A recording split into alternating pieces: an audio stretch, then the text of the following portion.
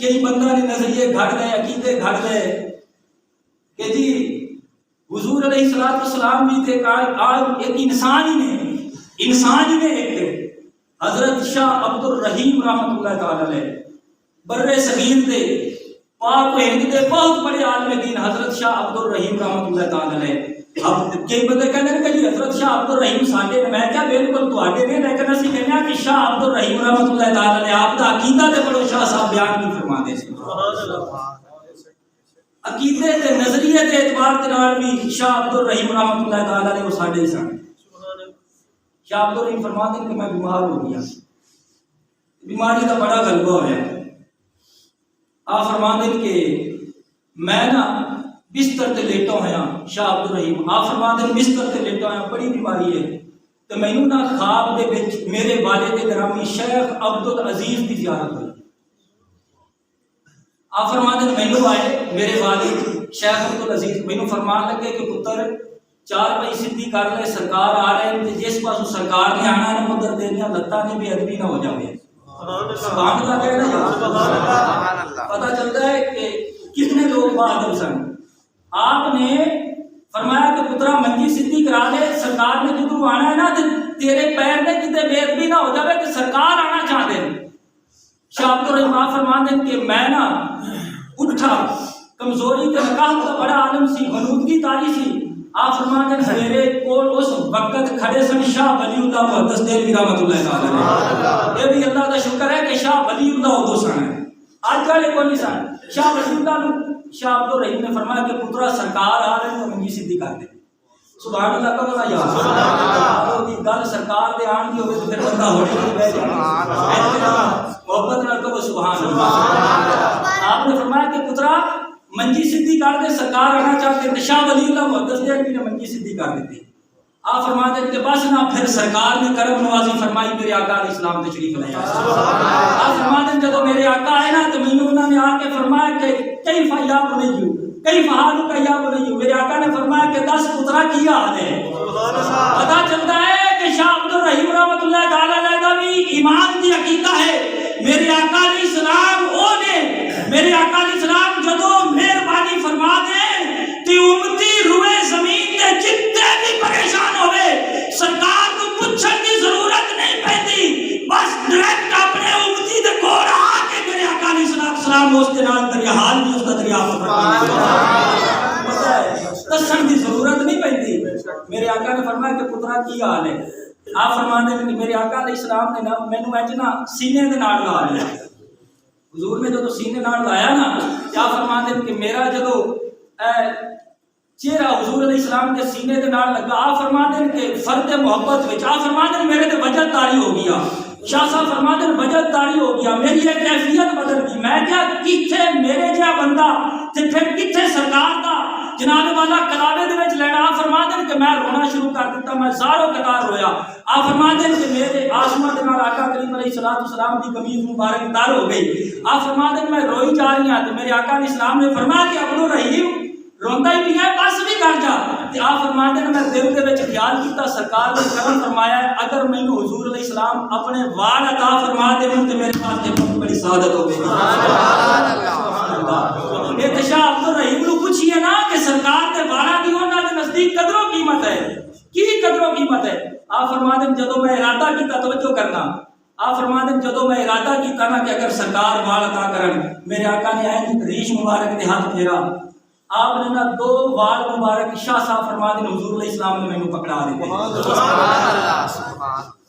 پہلے نمبر تے اتھے مسئلہ یاد رکھو، جس خوش نصیب نو خواب دے وچ میرے آقا علیہ السلام کی زیارت ہو جائے وہ میرے آقا ہی نہیں، ان کا دل مان جائے کہ سرکار نے، وہ سرکار ہی نے۔ اور پھر آقا علیہ السلام خواب دے وچ جس امتی تے کرم نوازی فرماتے ہویا حضور علیہ السلام اس نو کوئی چیز عطا کرن، میری گل یاد رکھنا، مر جانا ہے سب نے، قبر دی مٹی تلے سب نے آ جانا ہے۔ اللہ سانو اس ایمان دے عقیدے دے نال قبر دے سپرد کرے۔ میرے آقا علیہ السلام خواب دے وچ جس امتی تے کرم نوازی فرما کے کوئی چیز عطا فرما دے، او جدوں بندہ بعد وچ بیدار ہوے گا اس دے سرانے وہ چیز بالکل موجود ہوے گی، کیونکہ میرے آقا علیہ السلام دا بھی زندہ جیوے موجود ہے۔ یہ نہیں ہوے گا کہ حضور کوئی چیز دے گئے کہ بعد ایک بندہ کبھی ہے ہی نہیں نہ آپ فرماتے ہیں میں جب خیال کیتا نا کہ اگر سرکار مینوں وار عطا کر دے تو بہت بڑی ثابت ہے آپ فرماتے ہیں بس حضور نے کرم فرمایا مینوں 2 وار فرمائے مینوں بولن نہیں دیتا جان دے دلاں دی بولی آپ فرماتے ہیں مینوں بولن نہیں دیتا تے فرماتے ہیں میں نا وار ہاتھ دے وچ پکڑ کے آپ فرماتے ہیں میرے تے ایک وجہ تاری ہے تے میں اے سوچ رہی ہاں کہ سرکار جدو میں بیدار ہوا گا حضور میں ادو بھی میرے کو ہون گے میرے آقا اسلام نے فرمایا ہون گے ادھر نہیں ہون گے آپ فرماتے ہیں کہ سرکار پھر جدو تشریف لے گئے آپ فرماتے ہیں میں بالکل ٹھیک ہو گیا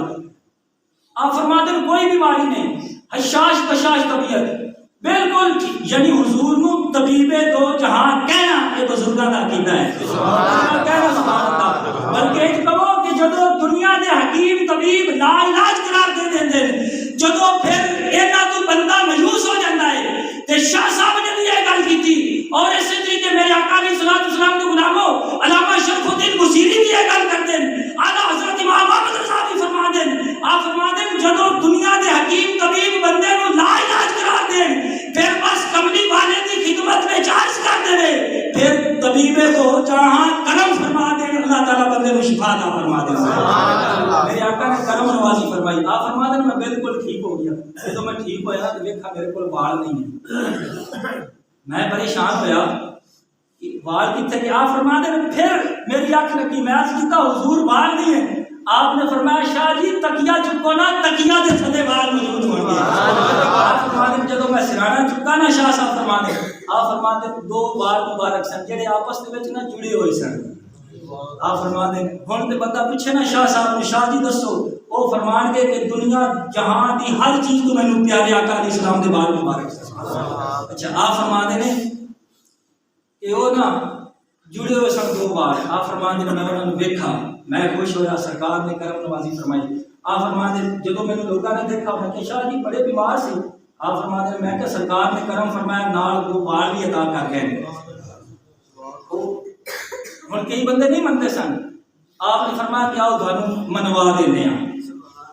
شاہ صاحب رحمۃ اللہ تعالی علیہ نے حضور علیہ السلام نے بال مبارک پکڑے تے باہر نکلے جو ہی کمرے دے وچوں باہر آئے نا فوراً سورج دے سامنے بدل آ گئی لوگوں کو پتہ چل گیا کہ باقی شاہ صاحب نے رسول اللہ نے بال عطا فرمائے اچھا ایک وقت انج بھی ہویا کہ شاہ صاحب جڑے سن نا آپ فرماتے ہیں کہ لوگ آتے سن بالاں دی زیارت واسطے ایک دفعہ نے ایک وفد آ گئی بال ویکھن واسطے آپ فرماتے ہیں انہوں نے سنبھال کے رکھ لیا جدوں آئے نا انہیں کہا جی اسی تواڈے کول حضور علیہ السلام کے بال مبارک نے اسی زیارت کرنی ہے آپ نے فرمایا ٹھیک ہے آ جاؤ آپ فرماتے ہیں جدوں میں وہ صندوق چی جس کے وچ رکھے ہوئے سن آپ فرماتے ہیں جدوں میں اس کو چابی لا کے تالا کھولا نا تالا کھلا نا آپ فرماتے ہیں پھر میں کوشش کی شاہ صاحب فرماتے ہیں میں کیا تالا کیوں نہیں کھول رہا آپ فرماتے ہیں پھر نہ میں مراقبہ کیا سرکار کی خدمت میں استغاثہ عرض کیتا حضور کی گل ہے تالا کیوں نہیں کھول رہا آپ فرماتے ہیں کہ پھر نہ جدوں میں مراقبہ کیتا مینوں یہ پتا چلا کہ اس وفد دے وچ ایک بندہ جنوبی ہے جس تے غسل فرض ہے اس وجہ دے نال تالا نہیں کھل رہا شاہ صاحب فرماتے ہیں میں کہ سارے اٹھو تے چل کے نہ سارے غسل کر کے آؤ آپ فرماتے ہیں غسل کر کے آؤ تاکہ حضور علیہ السلام کے منہ مبارک کی بے ادبی نہ ہوئے آپ فرماتے ہیں میں ایک بندے نے بھی کہہ سکتا سی شاہ صاحب فرماتے ہیں میں ایک بندے نے بھی کہہ سکتا سی جڑا جنوبی سی آپ فرماتے ہیں میں اس کا پردہ رکھا کیونکہ اگر جس کا بندہ پردہ رکھتا ہے رب اس کا پردہ رکھتا ہے آپ فرماتے ہیں میں کہ چلو جاؤ سارے غسل کر کے آؤ دوبارہ پھر میں محبوب خدا دے ظلم مبارک کا بال دکھاواں گا شاہ صاحب فرماتے ہیں سارا نے جا کے تجدید غسل کیتا غسل کر کے جدو واپس آئے آپ فرماتے ہیں کہ انہوں نے جدو واپس آئے میں جدو تالے کو چابی لائی تالا کھول گیا سارے وفد نے محبوب خدا دی ظلم دی زیارت فرمائی حضور علیہ السلام کا وال مبارک اس کی اتنی قدر و قیمت ہے میاں محمد بخش نے ایویں نہیں کیتا آپ فرماتے ہیں کہ زلفاں تیریاں روز قیامت ایسی